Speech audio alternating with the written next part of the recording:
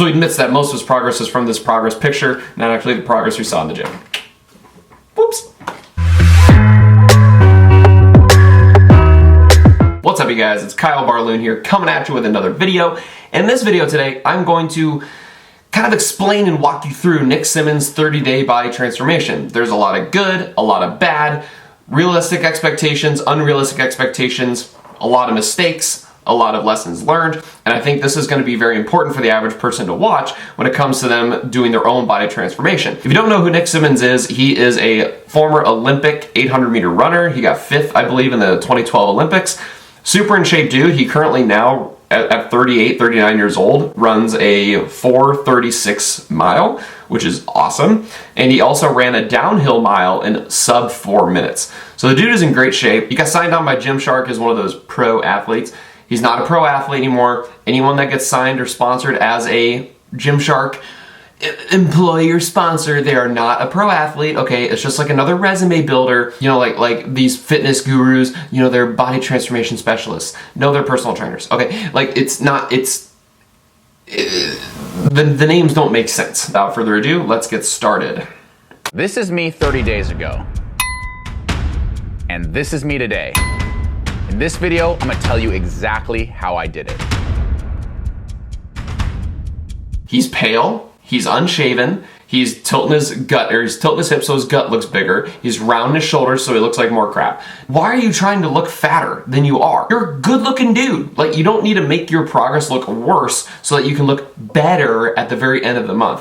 It's stupid. People do this all the time. And if you know in his after pictures, he's tanner, he's shaven, he got a haircut, he's standing taller, he's got better posture. Of course it's gonna make you look better. You don't see as much definition because he's blown out. He's paler, and he clearly used like higher lighting, so you can't see as much definition. Again, this is just trickery, bullcrap to get more views, to get more likes, to make your transformation look better. It's frustrating. But going through Gymshark's Instagram feed, I realized I don't quite fit the bill. These people are seriously fit. And on steroids. I'm gonna consult the best nutritionists, the best trainers, the best sports psychologists in the world to do a radical 30-day transformation. I'll tell you right now, spoiler alert, no he doesn't. He has 3 people in this video. One of them is an actual professional. The other 2 are bullcrap. Stay tuned. So he's using a smart scale, which I highly recommend. I have one in my bathroom, and I think everyone should be using it. Are they accurate? No, not really. Are they reliable? Yes. They're going to be consistently inconsistent. But it's got a scale to it, it's got a basic reader, and it's going to give you consistent measurement over time. So is it accurate? No. But is it reliable to give you an accurate prediction of your progress? Yes. It's like $30 and it syncs up to your phone. The next 30 days, this is my goal. I want to put on 6 pounds of muscle mass and then lean down a couple pounds into my final weigh-in. No, that's not how that works. If he was like 20 or 21 or heck, even like 30 and just starting out, he could gain that in probably like 6 months, maybe 6 to 8 months. If you have a 30-day body transformation and you're wanting to look better, the biggest thing you can do is lose body fat. If you lose body fat, you're going to look better, you're going to look leaner, you're actually going to look more muscular because you can see more definition. Most people set themselves up for failure right off the get. They have unrealistic expectations of what they're wanting to achieve. They have unrealistic expectations of what they can achieve, and then they have a really crappy plan. Put that all together, guess what? You're disappointed at the end of the month, and guess what? You give up, and guess what? It's not sustainable, and guess what? You fall off the wagon, and guess what? You gain more weight than you ever had before, and guess what? You start all over again, and all you're doing is you're spinning your wheels. You're stuck in mud. At this point in the video, he brings on his first is a good friend of mine, and for years he was America's #1 marathoner. Ryan Hall is a former Olympic marathoner. 2 hours, the dude ran like a 204 or 206 or something like that. Dude is a stud. He was like 130 pounds, then he became 180 pounds. Super jacked, super ripped. We all would love to look like him.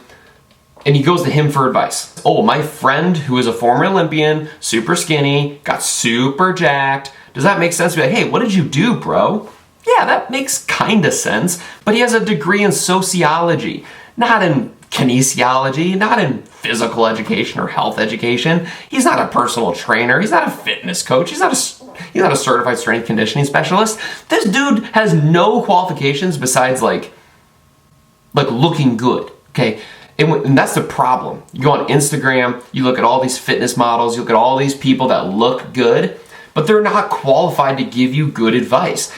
Well, mainly it's a mental thing that has to shift. You got to be okay with like getting a little soft, and you got to be able to tell yourself like, I am actually building muscle with this. Like, yes, like getting soft is part of the process. No! If you're trying to look leaner, no, you don't want to put on a bunch of fluff. Trust the process. You're building muscle, I promise. You can build muscle while in a caloric deficit.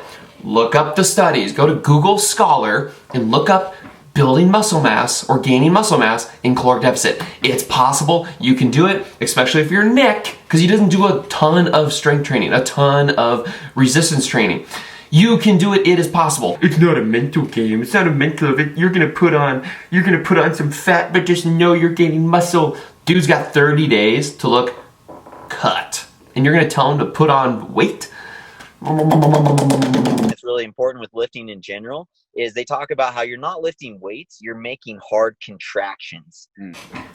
I'm lifting weights. You lift weights when you lift weights. No, well, of course you're making contractions, but you're lifting weights. And if you're doing that, then the calories, the excess calories you're eating, most of them be going to your muscle, but not all of them, which is why we need to do little lean outs from time to time. All these extra calories are gonna go straight to your muscles. That's not how it works. Here's how it works. Your body needs more protein to build more muscle mass. If you have more calories from carbohydrates and fat, your body will use protein less for energy, so it can go towards repair. You try to make up some of the difference there so that you can build more muscle with the protein. However, if you're Nick, you should be cutting. Have a primarily high protein diet, and what that's going to do is help preserve muscle mass while he cuts. And since he's in his training age, he can probably actually gain muscle mass too. That's how that works, Ryan. That's how that works. So Ryan then goes into some of his training philosophy, which I really agree with. I genuinely do. Ryan talks about how he goes into the gym, he does a lot of volume, he's in there 69, 90 minutes. Do you need to be in there for 90 minutes? No. But can you be in there for 60 minutes? Yes, of course. You have a great workout, 40 to 60 minutes. It's going to be just fine. It doesn't take any time out of your day. It's 1/24th, people, okay? About 6% of your day. Come on. I'm a PE teacher. I don't know math. Anyway, he also gave a really good tip that I've never even thought about before that I actually currently use now. I learned something from this video. He says that he takes his phone, he goes to his stopwatch, he hits start, so he knows his total time in the session. For his rest periods, he hits the lap button. It tells you how much you're resting. So he's, okay, I rest 45 seconds, boom, gotta hit the lap button.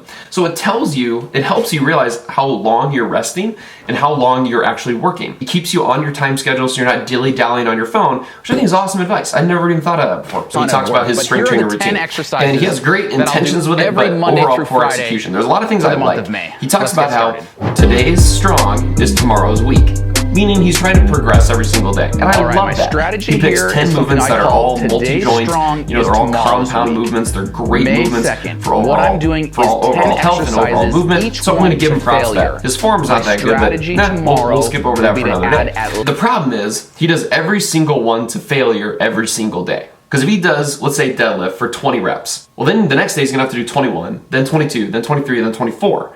And you do that for a month, he's gonna basically double his max deadlift reps. You know you're not gonna be able to do that. You're not gonna be able to recover, you're gonna feel like garbage, and you're gonna set up yourself for failure because you're not going to succeed, which is gonna put you down in the dumps, all right? Which we'll see later in the video.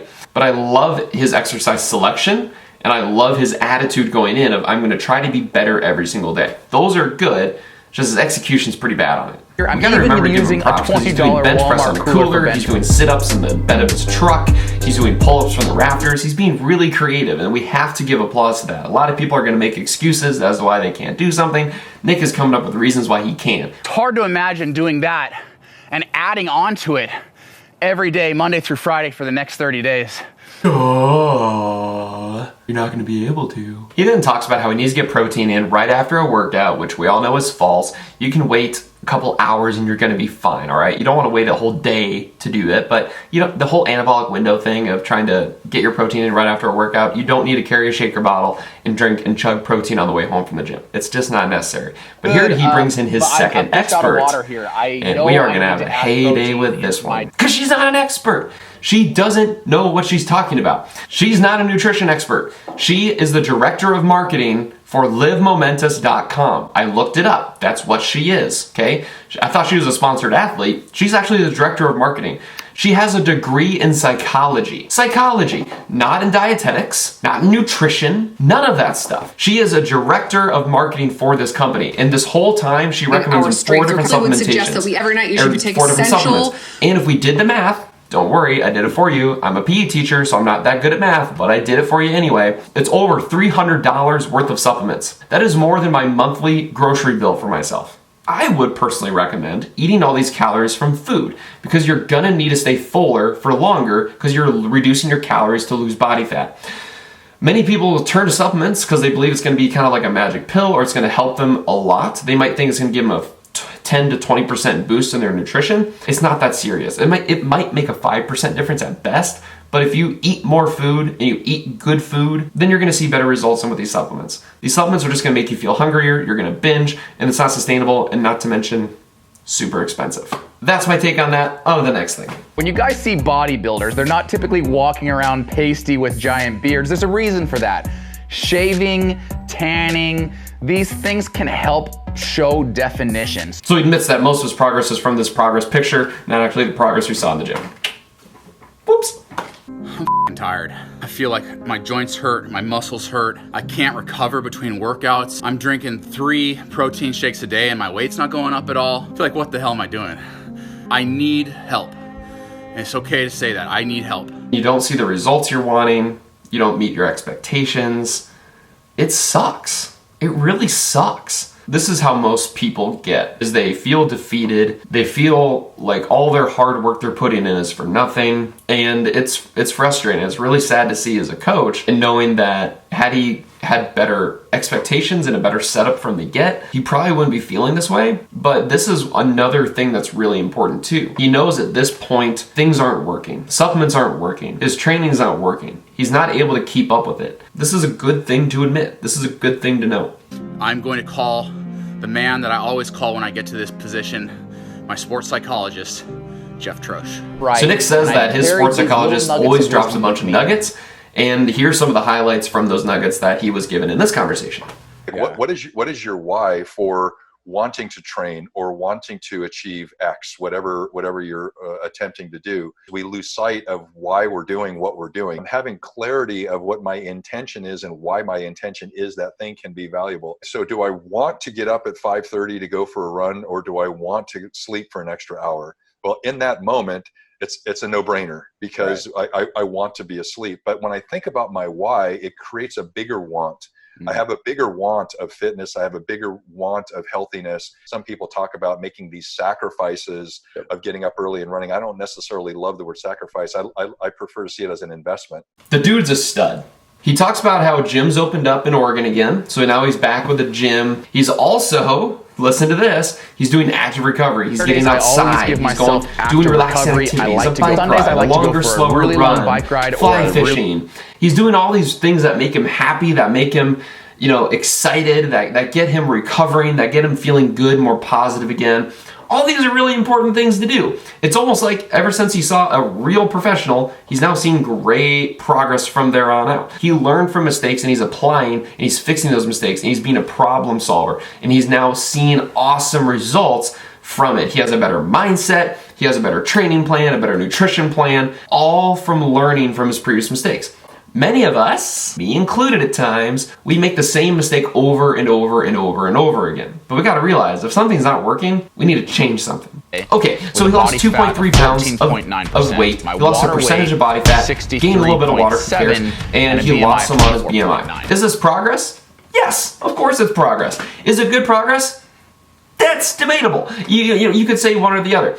Is it good progress given all the work and hard effort that he put in? No, it's not. He busted his butt for 2 weeks straight on a really crappy training program with a crappy nutrition protocol with a bunch of supplements.